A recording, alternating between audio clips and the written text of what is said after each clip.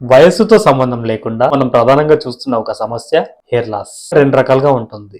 మొదటి రకం బాల్నెస్ అంటాం. స్త్రీలలో అయితే పాపిడి బిళ్ళ పెట్టే ఏరియాలో హెయిర్ లాస్ అవుతుంది. పురుషుల్లో అయితే ఈ నుదుటి భాగంలో సైడ్స్ లో స్టార్ట్ అయ్యి అలా యొక్క మధ్య భాగంలో కూడా వెళ్లి బట్టతలలాగా ఏర్పడుతుంది. మన పేరెంట్స్ కి గనక ఈ ప్రాబ్లం ఉన్నట్లయితే మనకు వచ్చే ఛాన్సెస్ చాలా ఎక్కువగా ఉంటాయి.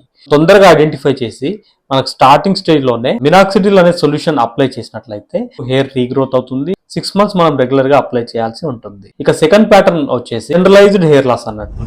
షవర్ చేస్తున్నప్పుడు చాలా హెయిర్ లాస్ అవ్వడం, ఎప్పుడైనా తలలో చేయి పెట్టుకొని ఇలా లాగినప్పుడు చాలా హెయిర్ బయటికి రావడం. సో దీనికి ప్రధాన కారణంగా 4 చెప్పొచ్చు. Stress, thyroid issues, scalp infection, dandruff, వైటమిన్ల లోపం. స్ట్రెస్ ని తగ్గించుకోవాల్సి ఉంటుంది. ఇలా థైరాయిడ్ ఇష్యూ ఉన్నట్లయితే థైరాయిడ్ టాబ్లెట్స్ వాడాల్సి ఉంటుంది. స్కాల్ప్ ఇన్ఫెక్షన్స్ ఏమన్నా ఉన్నట్లయితే యాంటీ ఫంగల్ షాంపూస్ వాడాల్సి ఉంటుంది. Iron, vitamin D, biotin and zinc ఈ సప్లిమెంట్స్ కనుక వాడినట్లయితే హెయిర్ రీగ్రోత్ అయ్యే ఛాన్సెస్ ఉంటాయి.